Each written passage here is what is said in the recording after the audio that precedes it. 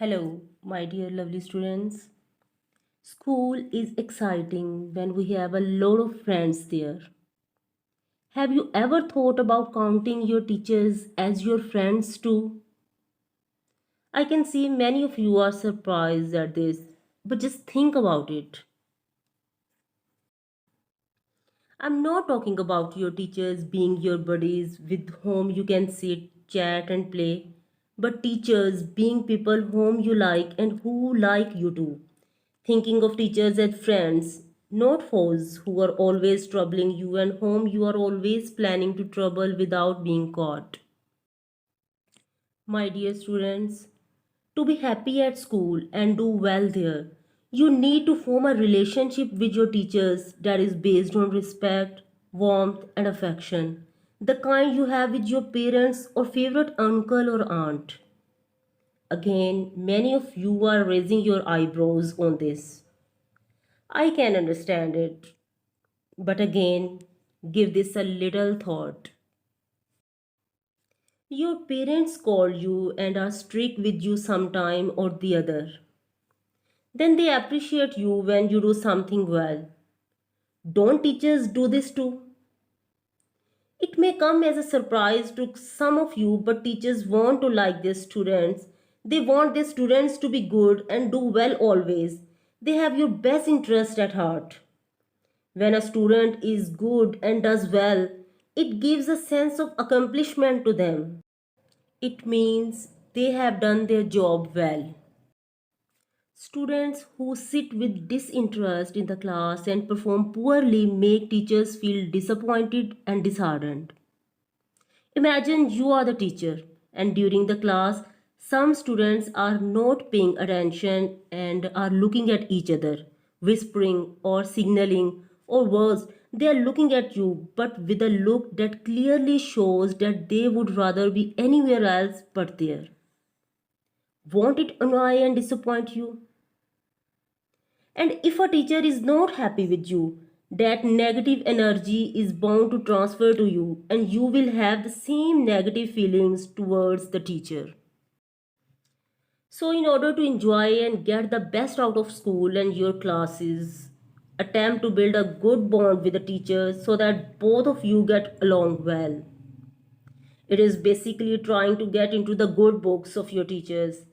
And I won't call it trying to be the teacher's pet because that has a sort of negative connotation to it, which implies that you are trying to flatter your teacher to get some special treatment from them, especially regarding your marks. Okay, let us go over some ways in which you can be in your teacher's good books. And these are things that you already know and do, but there is no harm in doing a recap. First impression. The first impression can truly remain as a last impression for a teacher. If you disappoint or annoy a teacher with your behavior in class or your refusal to follow their instructions on the first day itself, you have had it. What they perceive about you initially will be very hard for you to undo, and it will take a lot of time and effort from you. So, why not save yourself all the hassle? And just like some of you are a bit stressed or anxious in a new school or a new class, it's the same for teachers too. They too are under pressure, and trust me, all of them want to make a good first impression so that students like them and they can get along well for a trouble free year. Number 2, be punctual. Be seated with your books, notebooks, and stationery ready when the teacher enters the class. Don't be late. If the first 10 minutes of a lesson are interrupted by students arriving late, be it from another class held somewhere else, a trip to the water cooler or washroom, it is distracting for everyone, and the teacher is unable to start the lesson properly until everyone has settled. Number 3, sit in the front. Sit in the front row, preferably the center. This signals to the teacher that you will not misbehave and are serious about your studies. Teachers learn to trust the front bencher and consider them as studious because it sends them a signal that the student is ready to give full attention to the lesson and is not afraid to be asked questions. But not everyone can sit in the front, so wherever you sit, behave yourself. Number 4. Be attentive. Give your teacher your full attention. Talking in class, unless allowed to have a class discussion, is the worst thing you can do. It distracts your attention as well as that of other students and the teacher. It annoys the teacher and breaks the tempo of the lecture.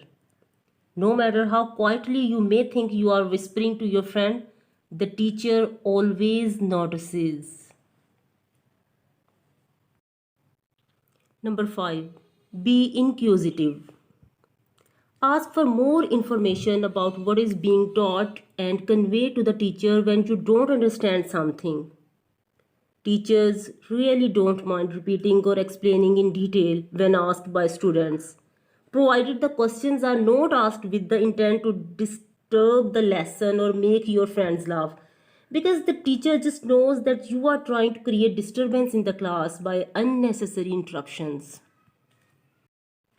When you get a question wrong in classwork or a test, and you are not sure about the correct answer, do ask the teacher. They will appreciate the fact that you are concerned about your studies. But don't act unintelligent or dumb on purpose. When you are faking it, it shows. And unnecessary and smart remarks in class will get you nowhere, so avoid them. Even if your friends later pump up your ego by telling you how they enjoyed the way you answered the teacher. Number 6. Answer questions. Teachers often ask questions in the class to either gauge if the students have paid attention to what was taught or just to make the class more interactive. Either way, do answer questions, especially when no one else volunteers. The silence is very awkward when the teacher asks a question and no student attempts to answer it. So be the student who rescues the teacher from such an awkward situation. But don't take the role of answering questions too far and end up monopolizing the class without giving others a chance to answer or take part in discussion. Number 7. Don't make fun of them. Don't make fun of teachers behind their back. They know it is common to keep funny nicknames of teachers, but some of them are outright insulting. So avoid taking their nicknames. All school walls have ears. You just never know who might hear it and you may get in trouble. Let your friends joke around, you keep mum. And if the jokes are getting offensive or insulting when you are in a group who is talking about a teacher, either ask them to stop or you move out of that group. Even if you didn't say a word, if anyone sees you with them and hears them talking this way, they will assume you are a part of it too. Number 8. No eating or sleeping in the class. Eating chewing gum or something from your lunchbox in the class is a cardinal sin. Okay, so you didn't get caught the last time, but there is always the first time. Just don't do it. Sometimes teachers do see students doing all the things that you are not supposed to do and may decide to ignore it for various reasons. They may not want to break the flow of their lecture or stop and disturb the focus of other students, but they will slot you as mischievous and will reprimand you in their own way later on. Thank you so much.